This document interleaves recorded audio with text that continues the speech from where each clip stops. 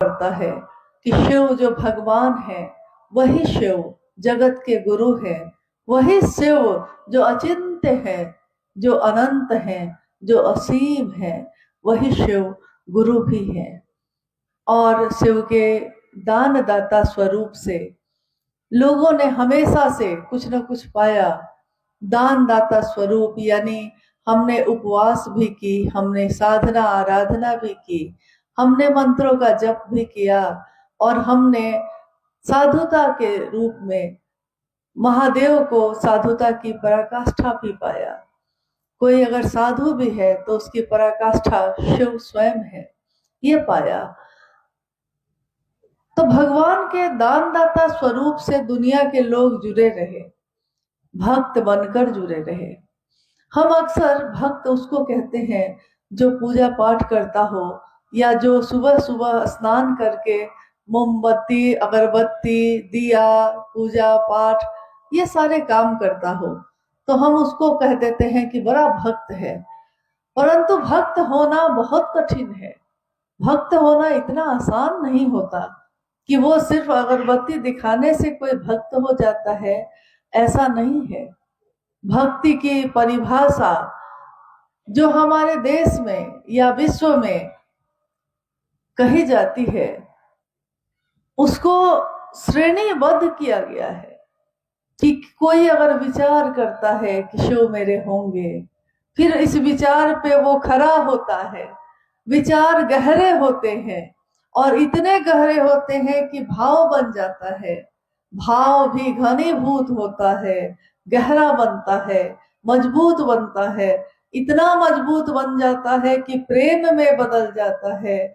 और प्रेम का भी जब चरम होता है, प्रेम का भी जब चरमोत्कर्ष होता है, उसको भक्ति कहा जाता है। तो देखिए भक्त होना आसान नहीं है। बोलने में भले ही हम बोल देते हैं कि भक्त है वो, लेकिन भक्ति प्रेम का चरमोत्कर्ष है। और भक्त की दुनिया में उसका आराध्य होता है, आराध्य की दुनिया में भक्त होता है। परंतु ये एक ऐसी अवस्था है जिसको बहुत मुश्किल से कोई प्राप्त कर पाता है। कौन सा ऐसा रास्ता है, कौन सी ऐसी विधा है जो हमको आता हो या ना आता हो कुछ, फिर भी हम शिव से मिल सकते हैं? किस तरह से हम शिव के दानदाता स्वरूप से संपत्ति तो प्राप्त कर लेते हैं, परंतु उस संपत्ति का उपयोग कैसे किया जाए इसका ज्ञान भी प्राप्त कर सकें, ये कौन सा रास्ता है, ये कौन सी विधा है? महादेव आज तक तो थे ही, महादेव तो भगवान है ही, सदियों से हैं और सदियों तक रहेंगे ही। हम आए हैं, हम चले जाएंगे, फिर मेरा जन्म होगा या शायद ना भी हो। परंतु महादेव का तो न जन्म हुआ है, न उनके मृत्यु की सूचना है, अजन्मा है वो, स्वयं भू है वो। इसलिए शिव का एक नाम शंभु भी है। शंभु यानी जो स्वयं से उत्पन्न हुआ हो, यानी उसकी न हम जन्म की तारीख मना सकते हैं, न शिवलिंग होने की तारीख मना सकते हैं। वो शिव जो अजन्मा है, स्वयंभू है, उसके विवाह की तारीख धरती मनाती है। इसीलिए शिव के शिष्य, शिव के गण, शिव के भक्त महाशिवरात्रि का आयोजन करते हैं और इसके सिवा शिव के लिए और कोई आयोजन नहीं होते। हम प्रतिदिन शिवलिंग पे जल चढ़ाते हैं। शिव की आराधना उपासना का सिलसिला बहुत पुराना है, परंतु इसमें उनके ज्ञान दाता स्वरूप से जुड़ाव बहुत कम, चंद लोगों का ही है। आज तक जितने शास्त्र लिखे गए, जितने भी लिखे गए, हम जानते हैं कि लगभग 10,000 वर्षों का इतिहास ऐसा है जो लिखित में है। जब सिंधु घाटी सभ्यता पनपी थी तो उसकी खुदाई में वो सभ्यता जब नष्ट हो गई तो उसकी खुदाई में एक ऐसी मिट्टी की तस्वीर सामने आई जिसमें शिव का प्रतीक बना हुआ था, इसलिए उसको प्रोटो शिव कहा गया, शिव का प्रतीक कहा गया। बाद में आने वाले समय में ऋग्वेद की रचना हुई, 4 वेद रचित हुए। चारों वेदों में ऋग्वेद जो पहला सबसे प्राचीन वेद है, उसमें सबसे पहले शिव के रुद्र स्वरूप की अभ्यर्थना है। शिव का रुद्र स्वरूप आगे चलकर शिव, शंकर, त्रयंबक, यजुर्वेद आते आते बहुत सारे नामों से प्रचलित हो गया, पशुपति और भगवान शिव के रूप में।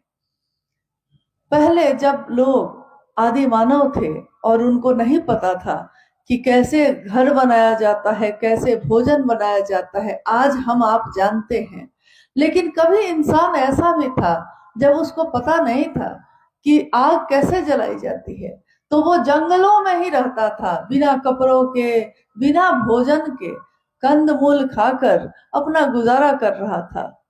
और जब भयानक तूफान आते थे, बिजलियां कड़कने लगती थी, तो वो इंसान घबराता था कि ये क्या है, इससे मेरी रक्षा कौन करेगा, इसके देवता कौन है जिसकी शक्ति से ये सब होता है। तो उसने एक नाम दिया, रुद्र, और ऐसे देवता की कल्पना की कि जो रुलाते भी हैं और झंझावातों से निकालते भी हैं। धीरे धीरे धीरे धीरे जगत के लोगों ने शिव का वो दर्शन किया जो दुनिया में आज असंख्य नामों से प्रचलित है। और उसी में से कुछ लोगों ने ये भी पाया कि जिस तरह वो महादेव मालिक बड़े करीब से सुनते गरीब की, उसी तरह बड़े करीब से बिना कोई योग्यता जांचे, बिना कोई पात्रता और नियम बनाए, वो हमको शिष्य भी बनाते हैं। तो प्राचीन समय से लेकर निवर्तमान काल तक में शिव के शिष्यों की भी कुछ सूची शास्त्रों में लिखी गई। जितनी लिखी गई उसके बाद भी हुए होंगे, परंतु शायद लोग उनसे अनजान हैं तो लिख नहीं पाए। तो शिव के शिष्य और प्रशिष्य, यानी शिष्य का शिष्य, प्रशिष्य, उनके नामों की सूचना आई। कुछ लोगों का चंद नाम है वो। यहां से कुछ दूर में है, उत्तर प्रदेश में बनारस एक जगह है। बनारस में एक समाधि स्थल है बाबा कीनाराम का। बाबा कीनाराम शिव के शिष्य हुए और उनके प्रशिष्य काफी हुए, यानी उनके शिष्य बहुत हुए। परंतु सीधे सीधे शिव के शिष्य कीनाराम बाबा तो थे, बाकी और लोग उनके शिष्य थे। शिव के शिष्य दूसरे किसी को उन्होंने नहीं बनाया। शिव के एक शिष्य मच्छिंद्र नाथ हुए, और मच्छिंद्र नाथ के बहुत सारे शिष्यों में एक शिष्य हुए गोरक्षनाथ, जिनके नाम पर आज उत्तर प्रदेश में गोरखपुर शहर बसा हुआ है। तो गोरक्षनाथ शिव के प्रशिष्य हुए, यानी शिव के शिष्य के शिष्य हुए। तो शिव के शिष्य हुए मच्छिंद्र नाथ, मच्छिंद्र नाथ के शिष्य हुए गोरक्षनाथ। तो गोरखनाथ यानी शिव के शिष्य वो भी हुए, परंतु उन्होंने अपने शिष्यों की श्रृंखला बनाई, अपने शिष्यों का जमावड़ा है, लेकिन शिव का दूसरा कोई शिष्य उनके द्वारा नहीं बना। त्रेता युग आया, द्वापर युग आया, सतयुग आया, और आज कलयुग आ गया। महादेव का एक शिष्य इस कलयुग में भी आए, जिनके बारे में आपने सुना अभी। आप हम सब जानते हैं उस नाम को। आज उनका परिचय देना नहीं पड़ता, क्योंकि उनका नाम हो गया। महादेव महादेव करते करते महादेव के शिष्य का ऐसा नाम हुआ है कि वो नाम आज हर जुबां पे है, जिनको हम कहते हैं हमारे वरिष्ठ गुरु भ्राता साहब हरिंद्रानंद जी। एक शिव के शिष्य इस कालखंड में भी जन्म लेते हैं। 31 अक्टूबर 1948 को साहब का जन्म होता है। सिवान जिले के अमलोरी नामक ग्राम में, बिहार में है सिवान, सिवान में एक गांव है अमलोरी, जहां इनका जन्म हुआ है। जिस दिन जन्म हुआ था उसी दिन तिथि खंडित हुई और शाम में दीपावली मनाई गई। साहब का जीवन आगे बढ़ा। उनके पिता डॉक्टर विश्वनाथ सिंह और माँ राधा देवी। पिता उस समय एजुकेशन डायरेक्टर थे। बिहार और झारखंड उस समय एक ही था, बिहार ही था।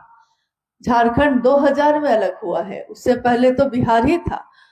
तो उस समय जब इनका जन्म हुआ, तुरंत तुरंत भारत आजाद हुआ था। 1947 में भारत को आजादी मिली। उसके अगले वर्ष 1948 में साहब का जन्म होता है और दिवाली मनाई जाती है। हर घर में दिया जलता है, बिना ये जाने कि कौन धरती पे जन्म ले चुका है। धरती कहाँ जान पाई, धरती पे तो ऐसे ऐसे लोग आए जो भगवान कहकर पूजित हुए। भगवान राम आए, भगवान कृष्ण आए, सबका अवतरण शरीर में ही तो हुआ, लेकिन जब हुआ तो धरती के लोग कहाँ जान सके थे। उस दिन भी जब हुआ तो धरती के लोगों को क्या पता कि आने वाले समय में क्या होने वाला है। वो धीरे धीरे बड़े होते हैं और 12 वर्ष की आयु में जब 13वें वर्ष में वो प्रवेश ही करने वाले हैं, उस समय उनके घर में एक ऐसी घटना होती है जिन्होंने उनके जीवन की दशा और दिशा को बदल दिया।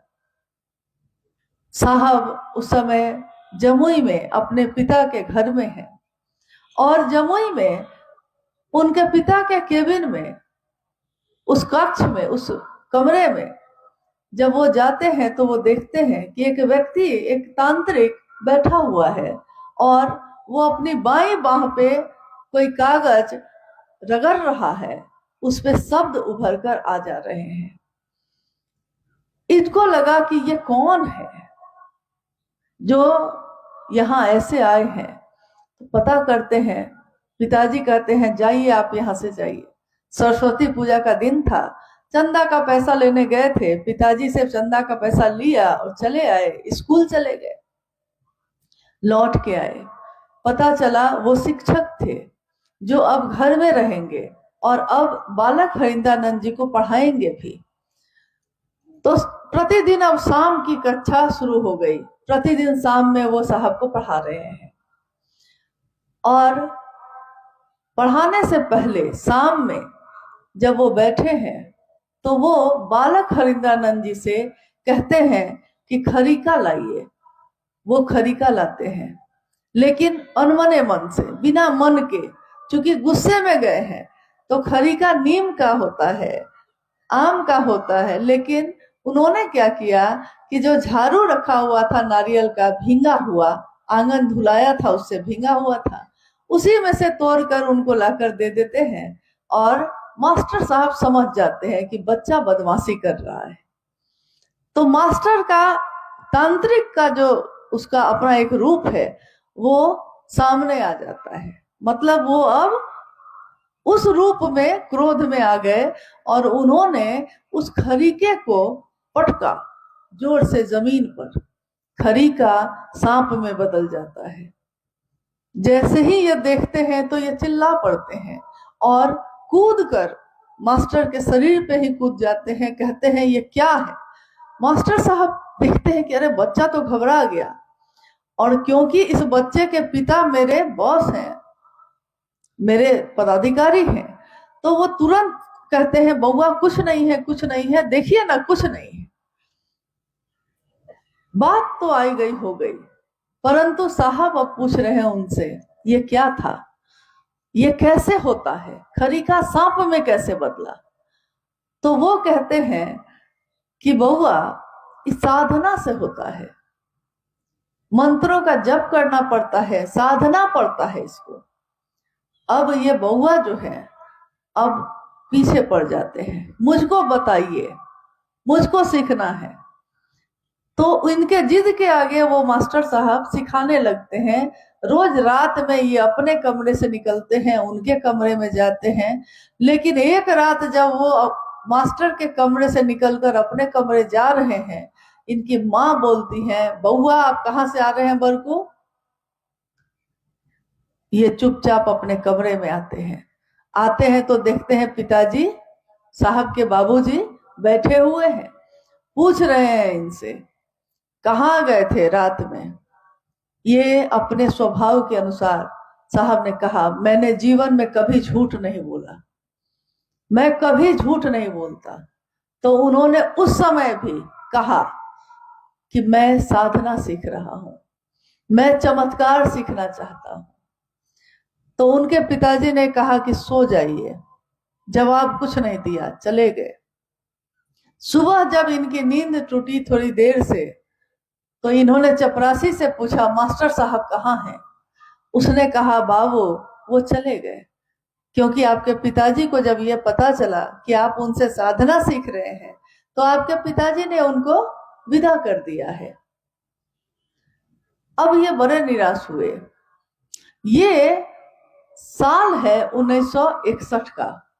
सन 1961 में पहली बार उस बालक ने इस बात की खोज की कि कौन गुरु के रूप में मुझको मिल सकता है जिससे मैं अब ये सीख सकूं।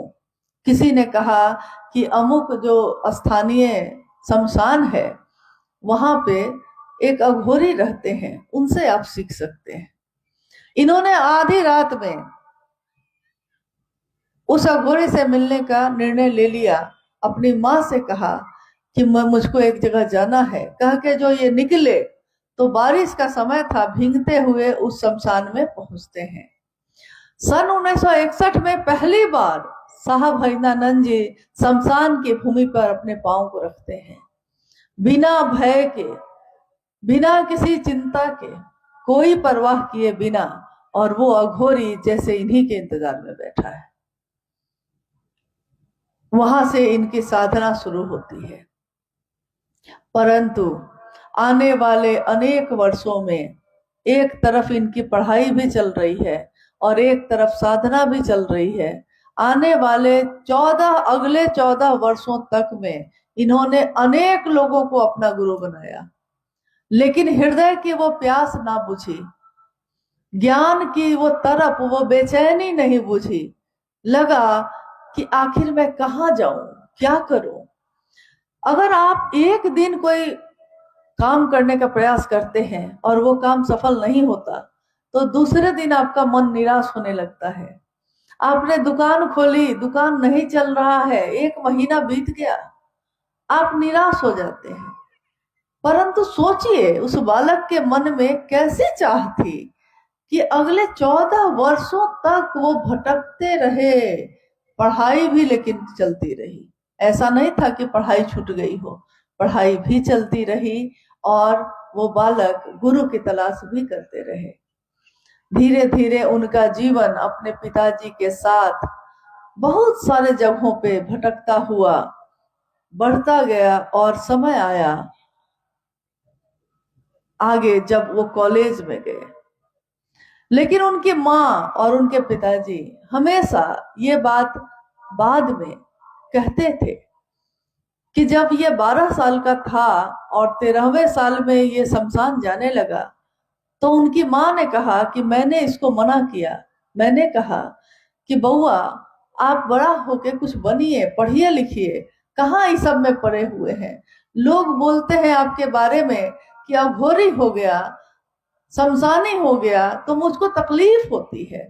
तो उन्होंने कहा कि माँ, लोग कहते हैं कि इंसान भगवान के पास से आया है और इंसान जब मर जाता है तो भगवान के पास चला जाता है। मैं सोचता हूँ कि इंसान ही क्यों भगवान के पास से आता है और फिर भगवान के पास लौट जाता है। मैं हमेशा ये चाहता हूँ कि वो भगवान ही इंसान के पास क्यों नहीं आता, इंसान ही क्यों आता और जाता है। मैं लाऊंगा माँ, आखिर वो भगवान रहता कहाँ है, कैसा दिखता है, कौन है, और मैं उस भगवान को ढूंढूंगा और उसको इंसान के पास लाऊंगा। साहब अब कॉलेज में पढ़ रहे हैं, लॉ कॉलेज पटना में, आरा के गांगी शमशान में उससे जाना आना हो रहा है। 22 मई सन 1972 में उनका विवाह दीदी राजमणि नीलम आनंद जी के साथ होता है। ये वो दौर है जब एक राज परिवार की बेटी राजमणि नीलम आनंद का विवाह साहब भजनानंद जी से हो रहा है मनातू गढ़ में। 22 मई 1972 को। और उस विवाह के बाद जब उनको पता चलता है कि मेरे पति तो शमशान जाते हैं, तो इनके मन को गहरा दुख होता है कि आखिर आप क्या तलाशते हैं। साहब कह रहे हैं, मुझको भी नहीं पता कि मैं क्या ढूंढता हूं, लेकिन जो मैं ढूंढ रहा हूं अभी तक मिला नहीं। शादी के अगले 2 वर्ष यानी सन 1974 में जब पहुंचता है समय, तो साहब ने आरा के गांगी शमशान में अर्धरात्रि में ये सोचकर कि गुरुर ब्रह्मा गुरुर विष्णु गुरुर देवो महेश्वर गुरु साक्षात पर ब्रह्म तस्मै श्री गुरुवे नमः। तो गुरु भगवान होते हैं तो भगवान गुरु क्यों नहीं है, बस इतना ही सोचा उन्होंने। हमारी सोच में बल होता है। हमारी मानसिक शक्ति अगर आध्यात्म से जुड़ जाती है तो क्या होता है, हमारी शारीरिक शक्ति भी इतनी बलशाली हो जाती है, जो हम कहते हैं कि ये मत कहो उस भगवान से कि मैं कमजोर हूं, क्योंकि आपका भगवान कमजोर नहीं है।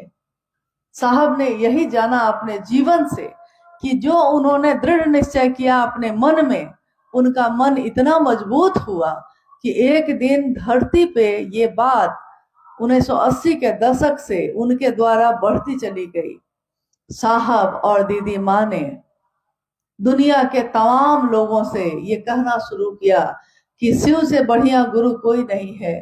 शास्त्रों ने तो लिखा था कि नास्ति सर्वसमो देवो, शास्त्र में लिखे हैं कि शिव से बड़ा देव कोई नहीं है, शिव से बड़ा योद्धा कोई नहीं है, शिव से बड़ी गति नहीं है, शिव से बड़ा कुछ भी नहीं है। परंतु शास्त्रों ने ये नहीं लिखा कि शिव से बड़ा गुरु नहीं है। साहब ने एक दिन कहा कि नास्ति सर्व समो गुरु, शिव से बड़ा कोई गुरु भी नहीं है। और मनुष्य की शारीरिक शक्ति से बलशाली होती है उसकी मानसिक शक्ति, मानसिक शक्ति से बलशाली होती है उसकी आध्यात्मिक शक्ति। कैसे होती है, इसके उदाहरण में उन्होंने एक सच्ची घटना बताई। एक व्यक्ति जो सालों से लकवा ग्रस्त था, लकवा मार चुका था, उसको बिस्तर पे था, हिल भी नहीं सकता था खुद से। लोग बिस्तर पे ही उसको भोजन कराते थे, बिस्तर पे ही वो शौच भी करता, बिस्तर पे ही उसका जीवन जा रहा था। और किसी ने उसको शिव से बनाया, किसी ने कहा कि शिव को गुरु मानिए ना, लेटे हैं तो क्या हुआ, थोड़ा दया मांगिएगा, थोड़ा प्रणाम करिएगा, चर्चा नहीं कर पाइएगा तो कोई बात नहीं। और यही कहकर उसके मन को ताकत देता रहा, मन को बल देता रहा। बिहार का एक गांव था, गांव में, बिहार में जो गांव सब है उसमें हर घर के साथ सटा हुआ दूसरा घर है, यानी एकदम नजदीक नजदीक बना हुआ घर है। जैसे अभी आपके तरफ जब हम लोग आए तो अमूमन ऐसा नहीं दिखता है, एक घर यहाँ है तो दूसरा घर थोड़ी दूरी पे है। परंतु बिहार में जनसंख्या भी ज्यादा है, जगह कम है, बहुत सारे घर एक दूसरे से सटे हुए हैं। एक दिन उस गांव में आग लग गई। आग लग गई तो एक घर से आग दूसरे घर में बढ़ती चली गई, और धीरे धीरे वो आग इतनी बढ़ गई कि उस घर तक भी आ गई जिस घर में वो व्यक्ति रहता था, वो गुरु भाई रह रहा था। जब जान पे पड़ता है तो सब अपने प्राण बचाना चाहते हैं, कोई दूसरे को बचाने के लिए नहीं रुकता। तो सब बाहर भागने लगे, घर के बाहर भागने लगे, और भागते भागते उन्होंने, किसी ने नहीं देखा कि वो बिस्तर पे जो पड़ा है हिल भी नहीं सकता है, तो वो कैसे बचेगा, किसी को याद नहीं रहा, डर से लोग बाहर भाग रहे हैं। लेकिन अचानक लोगों ने देखा कि वो व्यक्ति जो सालों से बिस्तर पे पड़ा था वो उनसे भी तेज गति से बाहर भाग रहा है। ये देखकर सबको बड़ा आश्चर्य हुआ, ये कैसे हुआ। तो जब थोड़ा सा राहत हुई, आग थोड़ी कम हुई, तो लोगों ने पूछा ये कैसे हुआ, तुम तो हिल भी नहीं सकते थे। उस व्यक्ति ने कहा कि मैंने पहले देखा कि कोई मुझको बचाने आएगा, लेकिन कोई बचाने नहीं आया, सब अपने ही प्राण बचा रहे थे। तब मुझको लग गया कि मेरा आज कोई सहारा नहीं है। जब मुझको ये लग गया कि अब कोई मेरा साथ नहीं देगा, कोई मुझको बचाने नहीं आएगा, तो मैंने महादेव को याद किया और मैंने पूरे मन को एकाग्र कर लिया, अपने मन की पूरी शक्ति लगा दी कि महादेव अब आप ही मुझको बचा सकते हैं। और भैया मुझको नहीं पता है कि क्या हुआ उसके बाद, मेरा शरीर कैसे उठा है, कैसे दौड़ा है, मैं जानता भी नहीं हूं। आप कह रहे हैं कि मैं दौड़ रहा हूं, मुझको तो पता तक नहीं चला कि मैं दौड़ भी गया, मैंने सोचा ही नहीं था। इसी के लिए कहा जाता है कि देखिए, जो महादेव का सहारा लेता है, तो एक दृष्टांत आता है कि ब्रह्मा जी कहते हैं माँ गौरा से, माँ उमा से, शिव के पत्नी से, वो कह रहे हैं कि गौरा आपके जो रौरा हैं बड़े बौरहवा हैं। तो गौरा जो है, उमा कहती है कि ब्रह्मा जी ये बात तो ठीक नहीं, आप मेरे पति को अच्छा नहीं कह रहे। तो उन्होंने कहा नहीं नहीं, मैं अच्छा ही नहीं, मैं कहता हूं कि वो कुछ ज्यादा ही अच्छे हैं। कारण ये है कि उन्होंने कहा कि ब्रह्मा आप जो है उत्पत्ति का काम करेंगे, विष्णु स्थिति का काम करेंगे, मैं शिव ज्ञानदाता के रूप में लोगों को ज्ञान देने का काम करूंगा, तो मैं भाग्य लिखता हूं लोगों का। ब्रह्मा कह रहे हैं कि मैं लोगों का भाग्य लिखता हूं कि जिसके जो कर्मफल है उस कर्मफल के आधार पे उसके भाग्य लिखे जाते हैं। इसीलिए कोई महल में पैदा होता है, कोई झोपड़ी में पैदा होता है। उसने क्या किया था, अभी तो वो पैदा ही हुआ है, उसके पिछले कर्म चले आ रहे हैं, उसके आधार पे उसका आज का जीवन चल रहा है।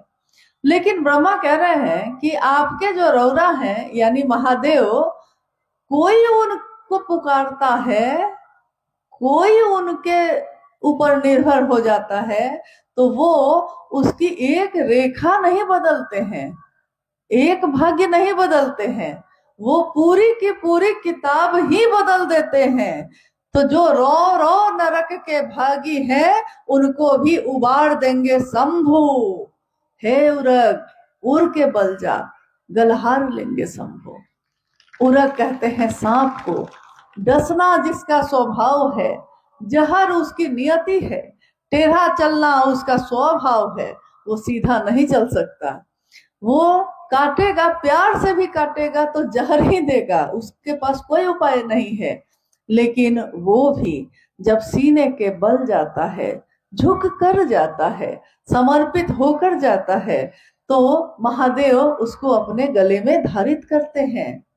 कोई चंद्रमा कलंकित हो जाता है और महादेव के पास चला जाता है, उनकी शरण में चला जाता है, तो वो कलंकित चंद्रमा को भी अपने मस्तक पे, अपने माथे पे धारण करते हैं।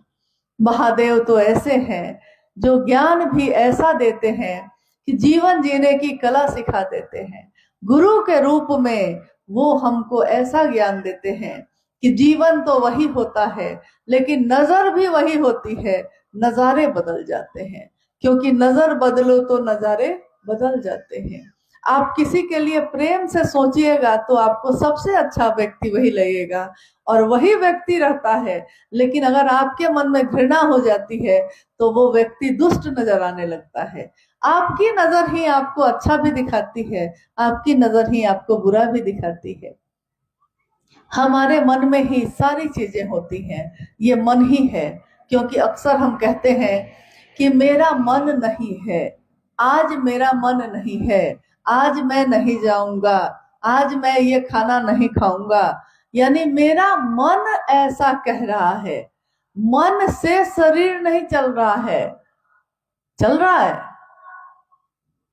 और देखिए, मन ही वो साधन है जो किसी को अपना बनाता है, किसी को पराया भी बनाता है। मन ही किसी को मित्र बनाता है, मन ही किसी को शत्रु बनाता है। मन ही किसी को पत्नी बना के पति बनता है, मन ही किसी को भाई बना के भाई बनता है, मन ही किसी को गुरु बना के शिष्य भी बनता है। साहब ने हमेशा कहा मन ही आपका साधन है, और मन से ये काम करने में पहली बार मुझको लगता है कि इतने हजारों साल के इतिहास में धर्म और अध्यात्म की व्याख्या जो किताबों ने लिखी, साहब ने उस किताबों को भी बदल डाला।